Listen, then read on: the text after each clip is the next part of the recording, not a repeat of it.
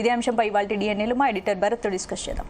భరత్, మంత్రి కొండా సురేఖ బహిరంగ క్షమాపణ చెప్పడంతో నాగార్జున కేసును విత్డ్రా చేసుకున్నారు కదా, ఇది పరస్పర గౌరవం, మ్యూచువల్ రెస్పెక్ట్ అనుకోవచ్చా, లేదంటే ఎవరైనా ఒత్తిడి ఉందా దీని వెనక? సో ఒకటి, రాజకీయంగా ఆ రోజున్న దాని ప్రకారం కొండా సురేఖ వ్యాఖ్యలు చేశారు. దీనిలో ప్రధానంగా ఎఫెక్టెడ్ పార్టీస్ ఇద్దరు.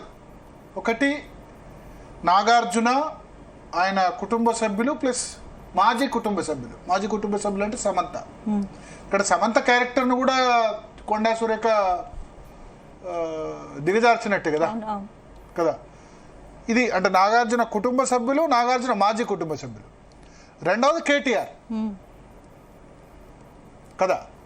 సో ఇప్పుడు క్షమాపణ చెప్పింది ఎవరి వరకు చెప్పారు? నాగార్జున కుటుంబానికి చెప్పారు, కేటీఆర్ చెప్పలేదు. కేటీఆర్ కూడా ఇదే నాంపల్లి సివిల్ కోర్టులో ఆయన కూడా క్రిమినల్ డిఫమేషన్ వేశారు. పరువు నష్టం దావా కేసు కేటీఆర్ ఉంది. కేటీఆర్కు క్షమాపణ చెప్పలేదు. కేవలం ఇప్పుడు క్షమాపణ చెప్పింది నాగార్జునకు మాత్రమే చెప్పారు. అయితే సమంత దీనిలో దాన్ని ఖండించింది, ఆ వ్యాఖ్యల్ని ఖండించింది. కానీ సమంత ఎక్కడ కూడా సమంతకి క్షమాపణ చెప్పినట్టు అనిపించలేదు. నా ఉద్దేశంలో ఫస్ట్ కొండా సురేఖ క్షమాపణ చెప్పాల్సింది సమంత క్షమాపణ చెప్పాలి. ఎందుకంటే ఒక ఏమంటారు, ఇప్పుడు ఆ కుటుంబంతో లేదు. ఇప్పుడు నాగ చైతన్యతో ఆమె డివోర్స్ తీసుకున్నారు. సరే, ఆయన కొత్తగా మ్యారేజ్ చేసుకున్నారు నాగ చైతన్య.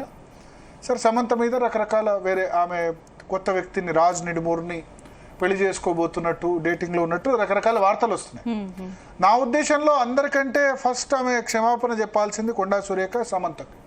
ఎందుకంటే ఎవరో అంటే నాగార్జున చెబితే ఆమె ఏమంటారు, డబ్బు కోసమో లేకపోతే దానికోసమో ఏదో సినిమా దాని గురించో కేటీఆర్ దగ్గరికి వెళ్ళారని చేసిన కామెంట్ ఏదైతే ఉందో, ఫస్ట్ ఒక ఉమెన్ అయి ఉండి ఇంకో ఉమెన్ను అవమానించినట్టే కదా. సో సమంతకు కూడా క్షమాపణ చెప్పాల్సి ఉండే. ప్లస్ రెండవది నాగార్జున ఫ్యామిలీని డెఫినెట్గా కించపరిచినట్టే కదా ఆ కామెంట్స్తో. ఎందుకంటే చాలా రకరకాల రూమర్స్, రకరకాల స్పెక్యులేషన్స్ వస్తూ ఉంటాయి. మనం ఎవరో కళ్ళతో చూసినట్టే చాలామంది చెప్తూ ఉంటారు, ఇట్లా జరుగుతుందట, వీళ్ళకి వాళ్ళతో ఎఫ్ఐఆర్ ఉందట, వీళ్ళతో ఎఫ్ఐఆర్ ఉందట అని చెప్తారు. కానీ వాటిని బహిరంగంగా మీడియా ముందు చెప్పడం అన్నది కొండా సురేఖ చేసిన తప్పు. దీనివల్ల అటు నాగార్జున ఫ్యామిలీకి ఇబ్బంది జరిగింది, కేటీఆర్ ఫ్యామిలీకి కూడా ఇబ్బంది జరుగుతుంది. సమంతను కూడా వివాదంలోకి తీసుకొచ్చి ఇలాగే సమంతకు చెప్తే కనుక నాగార్జున వాళ్ళు సమంతను కేటీఆర్ దగ్గర పంపించారు అంటే ఎంత దారుణమైన రాజకీయ నేతలు వ్యక్తిగత జీవితాలపై కామెంట్ చేయడం అసలు సరైనదా? అందుకనే ఆ విషయం ద్వారా కొండా సురేఖ నేర్చుకుంది ఏంటంటే, కొండా సురేఖ రేవంత్ రెడ్డిని సపోర్ట్ చేద్దామని వెళ్ళింది. మళ్ళీ ఇప్పుడు ఏమైంది, ఒక సంవత్సరం తర్వాత కొండా సురేఖకు రేవంత్ రెడ్డికి కుటుంబాలకి గొడవలు వచ్చేది పరిస్థితి కదా. మన మంత్రివర్గం నుంచి ఒక దశలో బర్తరఫ్ చేస్తారనుకునే దాకా వచ్చింది కదా. సో రాజకీయాల్లో ఇప్పుడు రేవంత్ రెడ్డి రెస్క్యూ కోసం అని పోయి రెస్క్యూ వెళ్ళాలి, పొలిటికల్ గా రాజకీయంగా విమర్శలు చేయాలి. కానీ వ్యక్తిగతంగా విమర్శలు చేస్తే ఏమైంది, ఇప్పుడు క్రిమినల్ డిఫమేషన్ ఎదుర్కోవాల్సి వచ్చింది. ఇంకొకటి దీని వెనుక చాలా పెద్ద ఉంది. నాగార్జున ఆయన కుటుంబం మీద చేసిన వ్యాఖ్యల్ని చాలా హైకమాండ్ దాకా వెళ్ళింది, చాలా మంది తెలీదు. కాంగ్రెస్ హైకమాండ్ కు అమల, నాగార్జున భార్య అమల కంప్లైంట్ చేశారు ప్రియాంక గాంధీకి. ప్రియాంక గాంధీ గారు, ఏంటిది, మా కుటుంబాన్ని ఎందుకు లాగుతున్నారు? కేటీఆర్ కు రేవంత్ రెడ్డికి గొడవలు ఉంటే ఓకే, కానీ నా భర్తని లేకపోతే నా మాజీ కోడల్ని అంటే మేము ఆ విధంగా కేటీఆర్ దగ్గరికి పంపించారు అనే విధంగా వ్యాఖ్యలు చేయడం మా కుటుంబ పరువును దిగజార్చడమేగా అని చెప్పి నిజాన్ని కూడా ఆలోచించాలి. నాగార్జునకి ఏం డబ్బులు తక్కువ, అన్నపూర్ణ స్టూడియోస్ ఉంది, లేకపోతే ఎన్ కన్వెన్షన్ సరే కూల్చేశారు. ఈజ్ ఏ బిలియనీర్ కదా నాగార్జున, బిజినెస్ మ్యాన్, ఒక సమాజంలో గౌరవ ప్రతిష్టలు ఉన్న వ్యక్తి కదా. నాగార్జున అయినా, అన్నపూర్ణ స్టూడియోస్ అయినా, సమంత్ అయినా, కేటీఆర్ అయినా అందరూ కూడా రాజకీయపరమైన విమర్శల్ని రాజకీయంగా చేయాలి. దానిలోకి రాజకీయ నేతలకు సంబంధించిన వ్యక్తిగత సంబంధించిన ఇష్యూస్ వస్తే ఏం జరుగుతుంది? వ్యక్తిగత పర్సనల్ లైఫ్ అంటే ఎవరికైనా పర్సనల్ లైఫ్ ఉంటుంది.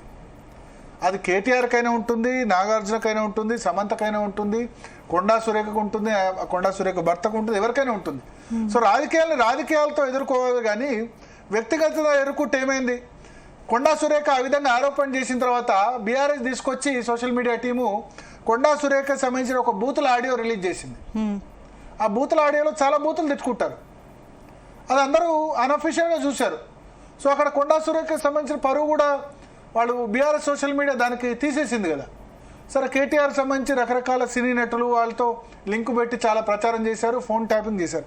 కానీ కేటీఆర్ భార్య కూడా బాధపడుతుంది కదా ఈ వ్యవహారంలో. ఆమె ఏం తప్పు చేయలేదు కదా, తన భర్త పాలిటిక్స్లో ఉన్నందుకు ఇవన్నీ చాలా బ్లేమ్స్ ఎదుర్కొంటాడని ఆమె కూడా అనుకుంటుంది కదా. మనం ఒకసారి కేటీఆర్ భార్య యాంగిల్ కూడా ఆలోచించాలి, శైలిమ గారి యాంగిల్ గురించి కూడా ఆలోచించాలి. నాగార్జున భార్య బాధపడి, అమల బాధపడి వెంటనే ప్రియాంక గాంధీ కంప్లైంట్ చేసింది. కంప్లైంట్ చేస్తే హైకమాండ్ ఆగ్రహం వ్యక్తం చేయడంతో అప్పుడు నేను విత్డ్రా చేసుకుంటున్నా అని చెప్పారు ఎవరు, కొండా సురేఖ. ఇప్పుడు విత్డ్రా కాకుండా పూర్తిగా క్షమాపణ చెప్తున్నా అని పూర్తిగా చెప్పారు. అయితే ఇక్కడ నేనేం చెప్తానంటే, క్షమాపణ చెప్పాల్సింది ఇక్కడ ఫస్ట్ ఇంకా నాగార్జున కుటుంబంతో పాటు, నాగార్జునతో పాటు సమంతకు క్షమాపణ చెప్పాలి, కేటీఆర్ కూడా క్షమాపణ చెప్పాలి. కొండా సురేఖకి అది పనికిరాదు. ఎందుకంటే కేటీఆర్ కూడా ఇప్పుడు ఆ కేసులో కోర్టు డిఫమేషన్ ఎదుర్కొంటారు. ఎవరి కళ్ళతో చూడలేదు, జరిగింది ఏం అదని కాదు. ఇక్కడ ఏంటంటే రాజకీయ నేతలు ఇప్పుడు మీ మీద ఒకళ్ళు బాణం పర్సనల్గా వ్యక్తిగతంగా వస్తే ఇంకోళ్ళు ఇంకో విధంగా ఇస్తారు. అందుకనే రాజకీయ నేతలు వ్యక్తిగతాలకు సంబంధించి వెళ్తే పర్సనల్గా చాలామందికి చాలా రకాల నెగటివ్స్ ఉంటాయి.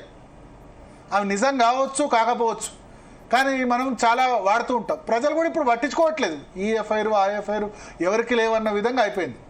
కానీ రాజకీయాలకు వచ్చినప్పుడు రాజకీయాలు మాట్లాడితే బెటర్, వ్యక్తిగతం మాట్లాడుకుంటే చాలా బెటర్.